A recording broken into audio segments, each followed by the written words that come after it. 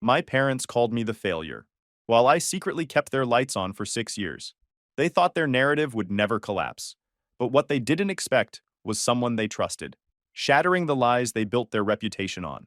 Hey Reddit, so I've been holding this in for a while, and after what went down with my family recently, I figured it's time to share. Let's just say years of being treated like the scapegoat finally blew up in their faces, and the way it all played out was nothing short of insane. The part that really flipped the script, the one person they always favored ended up turning on them. I, Frank 30 male, always knew my parents didn't really see me as their son. More like a walking ATM with a face attached. And not even a high-end ATM. More like the one that charges you $3.25 every time you use it, but you still end up stuck with it because it's the only one around. That's me. See, while most kids my age were picking out dorm rooms and joining college clubs, I was hauling bricks and steel beams on construction sites. Why? Because my parents told me they just couldn't afford to send 2 kids to college. Translation: Jules, 23 female, gets the golden ticket. I get the hard hat. And don't get me wrong, I wasn't mad at Jules. She deserved it. She was smart, hardworking, and honestly, she's one of the few decent people in this whole mess. But my parents? Oh, they made sure everyone knew that Jules was the prodigy, the chosen one, the future of the family. Meanwhile, I was the screw-up, even though I was the one keeping the lights on. Literally. For 6 years, I've been paying their damn bills. Electricity? Me. Internet? Me. Even part of the mortgage. And don't get it twisted. They never asked politely. They'd just slide a bill in front of me with that, you know what to do look. Like I was some intern getting coffee. When I landed my construction job at 19, I thought, okay, maybe this is temporary. Maybe they'll get back on their feet, and I'll get a shot at school later. Nah, they got real comfortable real quick. My paycheck wasn't just helping, it became the family business model. The worst part? They still acted like I was dead weight. Every time they introduced me to family or neighbors, it was some backhanded crap like, this is Franklin. He didn't go to college, but at least he works with his hands. At least? Like my job didn't keep their Netflix running so they could binge trash TV all night. Mom has this special way of twisting everything I do into some kind of failure. If I fix something around the house, she'd say, well, maybe if you'd studied harder, you'd pay someone else to do it. Thanks, Mom. Nothing like a pep talk that makes you feel like a defective Roomba. Dad wasn't any better. He loves to brag about Jules's GPA and her scholarships, but always manages to throw in, Franklin just never had that drive. He was always different. Yeah, different as in the one who pays your bills while you act like kings. Now, don't picture me as some sad, beaten-down guy. I actually liked my job. I liked being good at something physical, building stuff that lasted. And I wasn't broke. I had my own apartment, my own car, and I lived fine. But every time I thought about how much money I sank into that house, into them, I felt like an idiot. And they never stopped asking for more. One time, Dad legit said, you should be grateful we let you live close to us. Like I should pay rent for existing in the same zip code. I swear, if entitlement was an Olympic sport, my parents would have been on the podium with gold medals and matching tracksuits. The only reason I put up with it for so long was Jules. She never once rubbed her golden child status in my face. In fact, she'd thank me. Quietly, so our parents wouldn't hear. She knew I gave up school so she could have hers. She knew I worked overtime so she could focus on exams instead of a part-time job. She knew. And we were close too. She'd come by my apartment sometimes just to hang out and vent about Mom's constant micromanaging or Dad's bragging. We'd laugh about how ridiculous they were. That bond was probably the only thing that kept me from cutting them off years earlier. But the thing about leeches is, once they've gotten used to draining you, they don't stop until you rip them off. And my parents? They were world-class leeches. The kind who'd cry about being broke while sitting on brand new furniture and planning their next family vacation. Paid for by me, of course. Looking back, I should have seen it. They weren't broke. They were just greedy. But at the time, all I knew was they treated me like a burden, even while using my paycheck like their personal piggy bank. And the stage for the big blow-up? Jules's graduation. The one I'd helped fund. The one they bragged about, like they alone made it happen. That was the day everything cracked open. The day the golden child finally snapped at them. But I'll get to that. First, you gotta understand. My parents didn't see me as a son. They saw me as a receipt. And I was about to show them what happens when the receipt decides to walk out of the store. Jules's graduation rolled around like the Olympics for my parents. You'd think she cured cancer the way they prepped for it. My mom had been bragging for months. Jules is finishing college. Our pride and joy. The successful one. She'd sprinkle that successful one like seasoning, making sure anyone within earshot caught it. What she left out of the bragging rights speech was who covered half the damn costs. Tuition gaps, books, rides back and forth when her car broke down. But hey, that part wasn't sexy for their little story, so it got deleted. The party was at this rented banquet hall my uncle hooked them up with. Whole family there, cousins, aunts, even people I hadn't seen since middle school. Tables full of food, balloons with congrats Jules in shiny gold letters, the works. I was happy for Jules, don't get me wrong. She earned it. But the second I walked in, I could already smell trouble, like the air was thick with that fake family energy. Everyone pretending they get along when you know it's all surface-level smiles. We're eating, people are clapping, and Dad decides it's speech time. He stands up, raises his glass like he's delivering some TED Talk, and starts going on about how proud he is. All good until he flips it. We're blessed Jules turned out so responsible, so focused. Not like some people. Yeah. He looked right at me when he said it. Whole room shifted like they just smelled rotten eggs. Forks stopped clinking. Some of my cousins put their heads down, pretending their plates were suddenly fascinating. Then Mom chimes in with her trademark eye-roll voice. You should be grateful we let you be part of this family at all. Not everyone gets carried like you. Carried? I almost laughed out loud. I've been carrying their asses for 6 years, and here they are, acting like I'm freeloading. I didn't even have to say a word, though, because that's when Jules snapped. She slammed her cup down so hard half the table jumped. Are you serious right now? She said, staring at them like they'd grown extra heads. The room went silent. Dad tried to play it off with a smirk, but Jules kept going. You're standing here bragging like you did everything, when Franklin's the one who kept this family afloat. He paid your bills. He gave up college so I could go. He funded half this party. I swear I saw my aunt choke on her pasta. My parents' faces? Priceless. Like someone unplugged their smug expressions and replaced them with Windows error screens. Dad barked back, that's not true. Don't exaggerate. But Jules wasn't having it. Not true? I lived in that house. I saw the bills he paid. You treated him like dirt while he kept us from losing power. The whispers around the room started. My cousins looking at me like they'd just realized I wasn't some loser with a wrench, but the guy basically subsidizing their idolized aunt and uncle. I just leaned back in my chair, smirking. Didn't even need to jump in. Watching Jules tear into them was better than any revenge speech I could have given. It hit harder because it came from the golden child herself. Mom's face twisted like she bit into a lemon. Jules, don't embarrass us. No, you embarrassed yourselves, Jules shot back. Franklin deserved college too, but you let him give it up so I could go. And instead of being grateful, you treat him like trash. I'm done pretending you're good parents. You could have heard a pin drop. Relatives frozen mid-bite. My uncle muttered, damn, under his breath, not even trying to hide it. And me? I just set my fork down, gave Jules a small nod, and stood up. Didn't need to yell, didn't need to make a scene. I just walked out.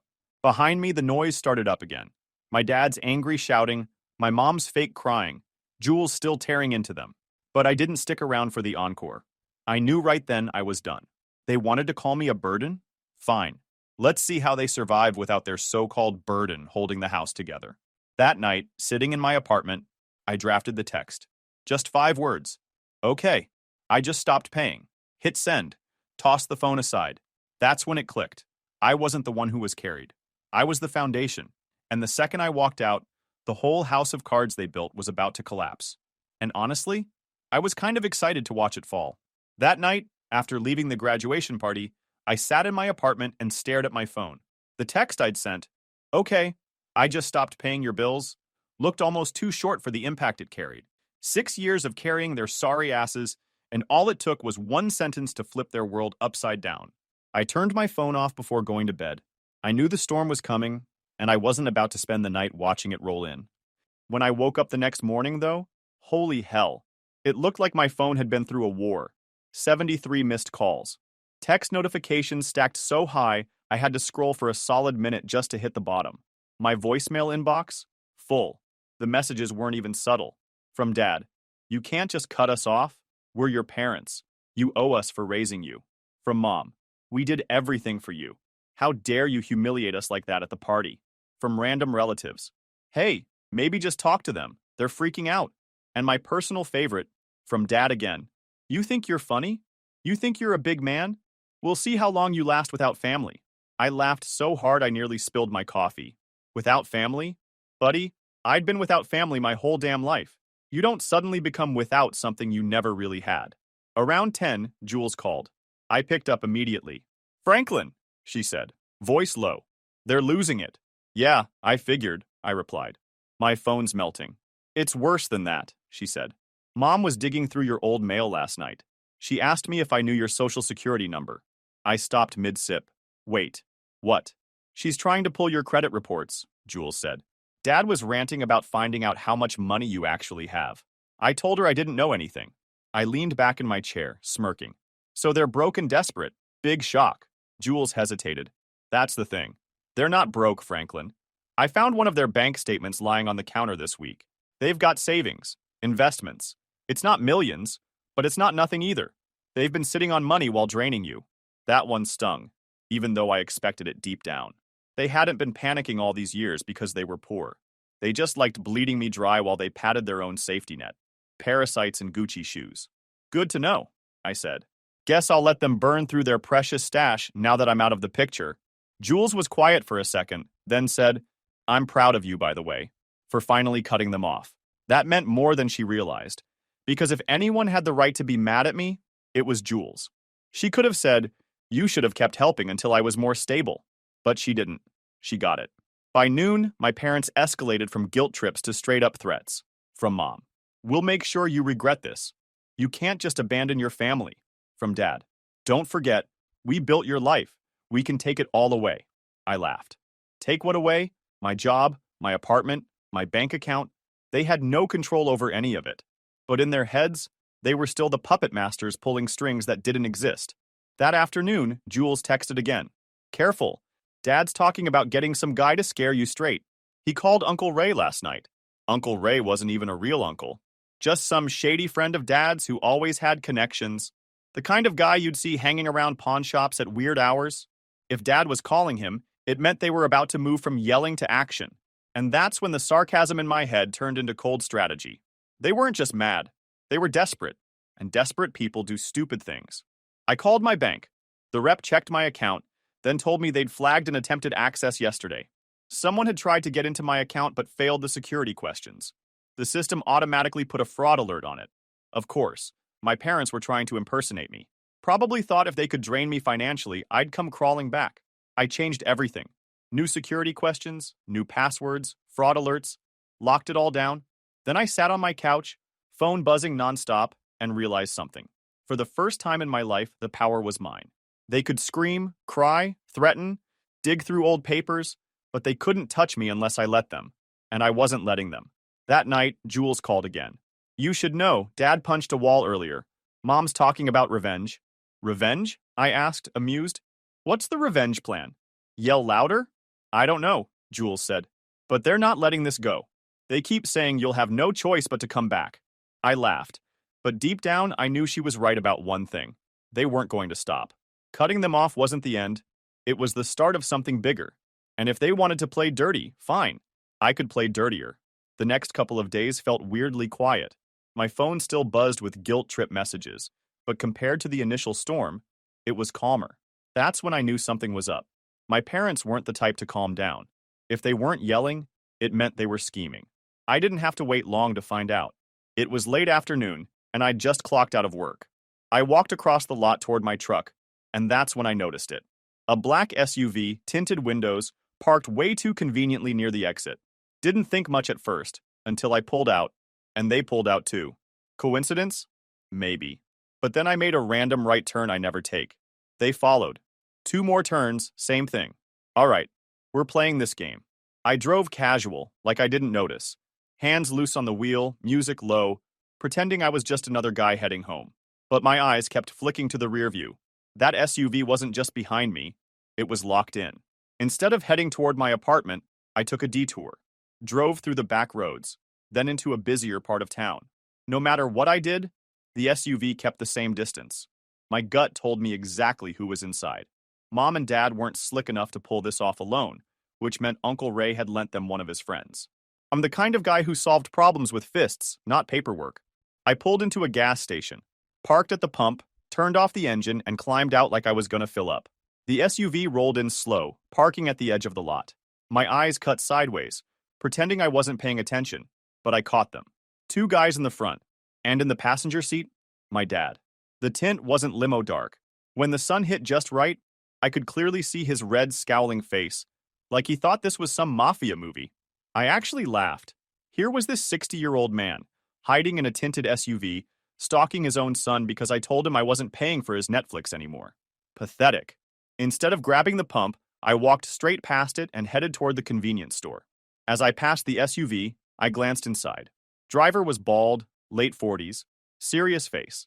He scanned the lot like he was Secret Service. My dad caught my eye and looked away quick, like a kid getting caught stealing candy. I walked into the store, grabbed a bag of chips I didn't even want, and paid cash. Stood near the window for a minute, watching them.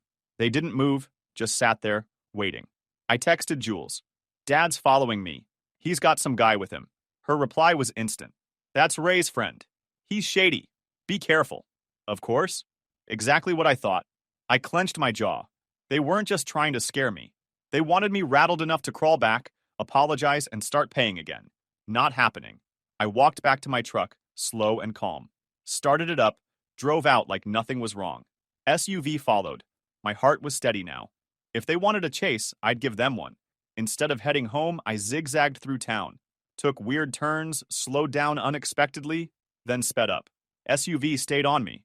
It was almost impressive. Almost. Then I saw it. The police station. Big brick building, parking lot half full. Perfect. I didn't hesitate.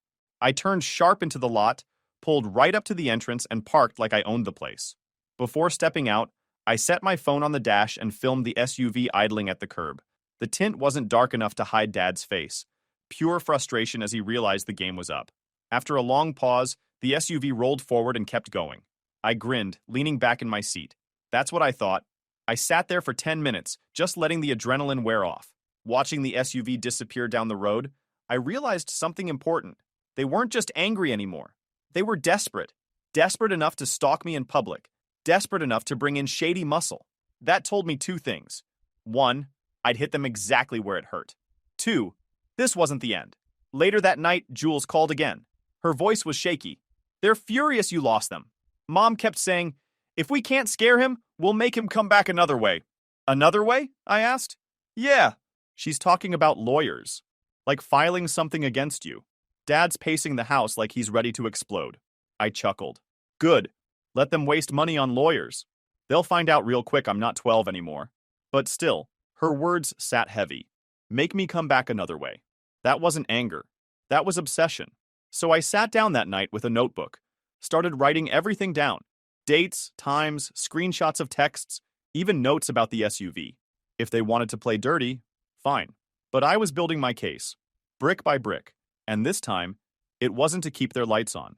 It was to make sure when they finally crossed the line, and they would, I'd be ready to bury them with their own dirt. It didn't take long before I saw exactly where this was heading. The SUV stunt failed, the nonstop calls weren't breaking me, so they moved to their next genius plan. Slander. I knew it was bad the second my cousin Tyler texted me, Dude, did you really steal from your parents? They're telling everyone you drained their savings.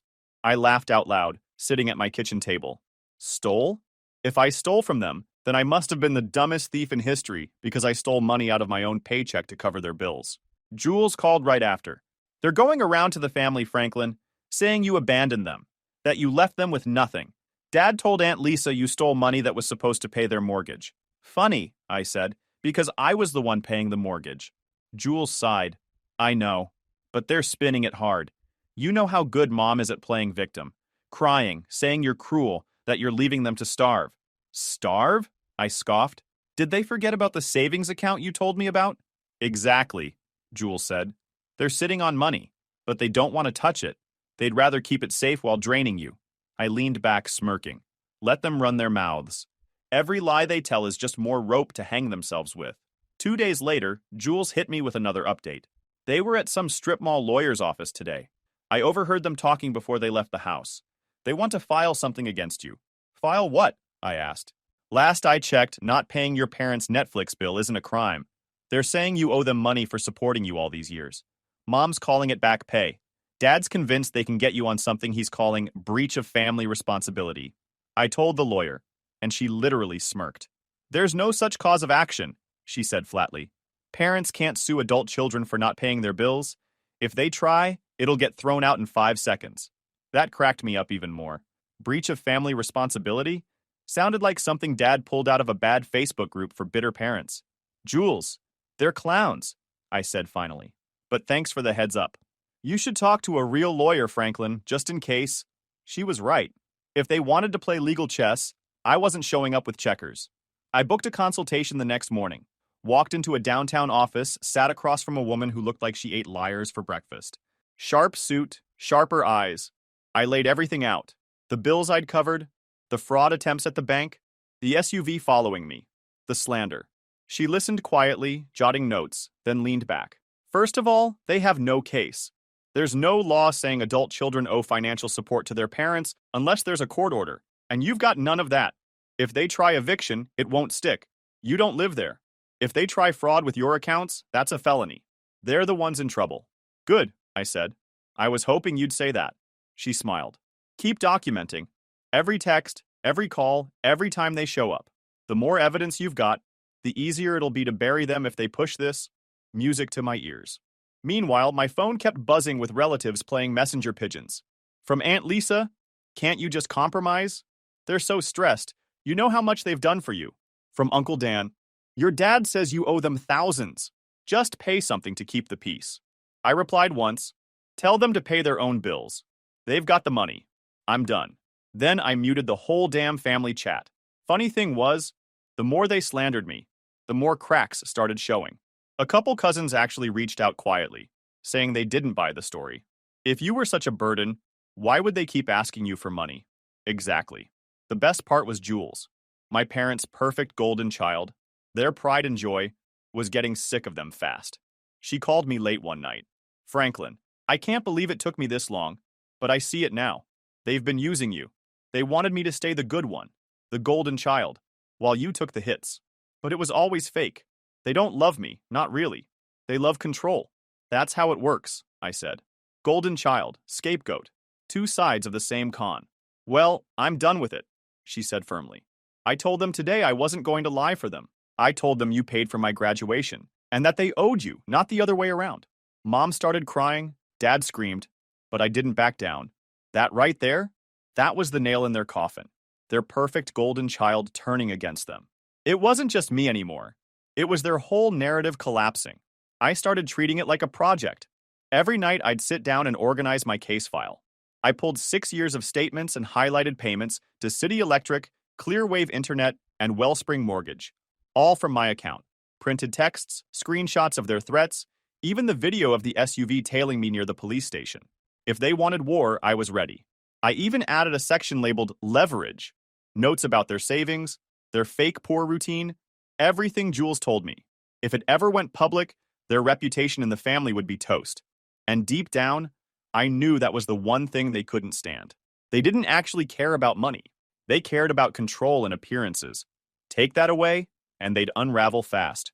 A week later, Jules sent me one last warning. They're planning to show up at your place. They're calling it an intervention. But Dad said if you won't come back willingly, he'll make you. I smiled as I read it. Perfect. Because this time, I wasn't just going to dodge. I was going to let them walk right into a trap of their own making. The next day, I set myself up like I was preparing for a sting operation. Phone charged, recording app ready, blinds half open so I could peek out without being obvious. I didn't even bother turning on the TV. I just sat there in silence, waiting.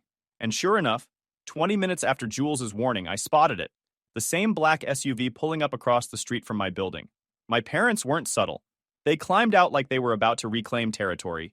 Dad stomping ahead, Mom trailing with fake tears primed and ready. And then there was the bald guy, arms folded like he thought he was auditioning for a bouncer role at a nightclub. I hit record. The pounding started almost immediately. Bang, bang, bang! Dad's voice roared through the hallway. Franklin, open this damn door right now! I stayed quiet, phone steady in my hand. You think you can just walk away from your family? He shouted. We made you! You owe us! Then Mom jumped in, her voice wobbling like she was reading lines from a bad soap drama. Please, honey, just open the door. Let's talk. We love you. Don't do this to us. Love me? The same woman who told me I was lucky they let me live under their roof while I was paying their mortgage? Yeah, no thanks. When I didn't answer, Dad kicked the door hard.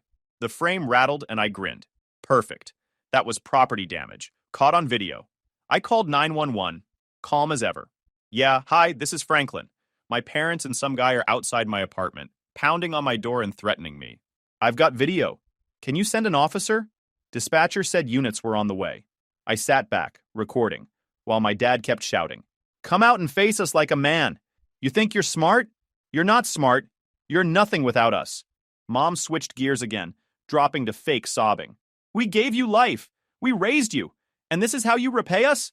The bald guy stayed silent, just leaning against the SUV with his arms crossed, scanning the lot like he was there to intimidate me. He didn't realize all he was doing was providing extra footage for my case file. 10 minutes later, red and blue lights lit up the street. 2 police cruisers rolled up, and suddenly my parents' energy shifted. Mom went full Oscar performance mode, clutching her chest and pretending she was the victim. Dad tried to look calm, hands in the air like he was the one being harassed. I stepped out then, phone in hand, video still rolling. Officers, I said, pointing at them. That's my father, my mother, and some random guy they brought along. They've been stalking me, threatening me, and I pointed at Dad, just kicked my door. I've got it all recorded. Dad snapped. He's lying. He stole from us. He abandoned us. He owes us thousands? One of the officers held up a hand. Sir, yelling doesn't help. We'll review the video. I handed over my phone. They watched a few clips. Dad pounding, yelling, threatening, Mom sobbing on cue, and finally Dad kicking the door. The cop's face said it all. He looked at my parents like they were the biggest idiots he'd seen all week. Sir, ma'am, the officer said evenly, you need to leave. This isn't your residence. We've got video of the threats and the kick. If you try this again, you'll be arrested for attempted forced entry and property damage. Mom's face collapsed. But we're his parents. The officer didn't blink. That doesn't entitle you to his money or his apartment. Dad turned red, his fists clenched. This is garbage. He owes us. The cop cut him off. What he owes you is nothing. You need to leave now. The bald guy finally spoke, muttering something about not being involved. He climbed back into the SUV, clearly realizing this wasn't worth whatever favor he owed Uncle Ray. Mom tried one last time, reaching out toward me like I was supposed to melt. Honey, please, we just want what's fair. I smirked. Fair? Fair would have been me going to college instead of paying your bills for 6 years. Fair would have been you telling the truth instead of calling me a burden. You don't want fair. You want free. Her mouth opened and closed, but no words came out. The cops escorted them back to the SUV. I stood there watching as they drove off, Mom crying, Dad yelling inside the car. Their little intimidation act shattered. Back in my apartment, I texted Jules. It's done. They showed up. I recorded everything. Cops shut them down. Her reply came fast. I told the relatives the truth. About everything. The bills, the money, even the savings account. They know now. I grinned. That was the real kill shot. It wasn't just me standing against them anymore. It was Jules, their golden child, their perfect little angel, calling them out publicly. For years, they hid behind her achievements, propping her up to shame me. Now she was the one dismantling their story. And I knew, deep down, that cut them worse than any police warning ever could. The cops shutting them down was one thing, but Jules standing up for me? That was the knockout punch. For years, their whole act revolved around her. She was the trophy they showed off while using me as the cautionary tale. The good daughter, the failure son. They lived off that narrative, and now their perfect golden child had flipped the script. The fallout started almost immediately. The next morning, my phone buzzed with texts from relatives, but this time, they weren't asking me to compromise or just talk to your parents. They wanted the truth. Is it true you paid their bills all those years? One cousin asked. Jules told us they've been lying about being broke. What the hell? Another messaged. I didn't sugarcoat it. I dropped screenshots of payment receipts and bank statements showing my transfers to the power company, the internet provider, and the mortgage servicer, plus the bank's fraud alert message. I wasn't about to let them spin this anymore. If the family wanted to know, they were going to see the whole ugly picture. The responses were gold. Wow. Unbelievable. Your dad said the exact opposite. Your mom cried to us saying you abandoned them. I just replied with one line. They've been acting broke while sitting on savings. They didn't need me. They just wanted to use me. That was it. Mic drop. By the end of the day, the family group chat turned into a roast session, but not for me this time. Aunts, uncles, cousins were all piling on my parents. How could you do that to your own son? Jules says you lied to us for years. If you had money, why were you milking him dry? And the best part? Jules herself was backing me in real time. She wasn't just supporting me privately anymore. She was openly calling them out. Franklin gave up college so I could go. He paid their bills for 6 years. They called him a burden while using him. I'm ashamed of them. That line right there? It was like she reached into their chest and ripped out the last bit of pride they had. Their golden child wasn't golden anymore. I could picture my dad reading those messages. Veins bulging, face red, Mom probably clutching her phone with her crocodile tears drying up as fast as they came. Because once Jules turned, they had nothing left. No shield, no credibility, no narrative. Just two entitled parasites exposed in front of their entire family. And it wasn't just words. The consequences started stacking. Uncle Dan, the one who used to nag me to just pay something to keep the peace, texted me privately. I had no idea. I'm sorry I believed them. Aunt Lisa, my mom's closest cheerleader, went radio silent after Jules posted in the group chat about their savings account. Suddenly, no one was defending them. That silence? That's worse than yelling. It meant the family finally saw through their act, and they couldn't spin it anymore. Meanwhile, my parents doubled down. I started getting messages from random numbers. You'll regret this. Family is forever. You can't escape blood. One even said, you can't hide from us. Cute. They thought intimidation would work after cops had already warned them. I just saved every text, every voicemail, adding it to the case file. More ammo for later. Jules called me that night, voice firm. I told them I'm done. I'm not lying for them. I'm not covering for them. And if they keep this up, I'll go no contact. That'll crush them more than anything I ever do, I said. Good, she replied. They deserve it. And she wasn't kidding. The next week, she stopped answering their calls. She muted them, just like I did. Suddenly, the house they'd ruled like dictators was quiet. No golden child to show off. No scapegoat to bleed dry. Just the two of them, sitting in the ruins of their fake empire. For the first time in my life, I felt free. Not just free from paying their bills, but free from their grip. I didn't owe them anything. I didn't have to prove myself. I didn't even have to argue anymore. Jules had already delivered the final blow. And let's be real, that's the sweetest revenge. Cutting them off financially hurt, sure. Getting the cops involved embarrassed them, yeah. But the thing that destroyed them was losing Jules. The golden child they worshipped, the one they put on a pedestal to make me look small. She was the one who told them they were wrong. She was the one who walked away.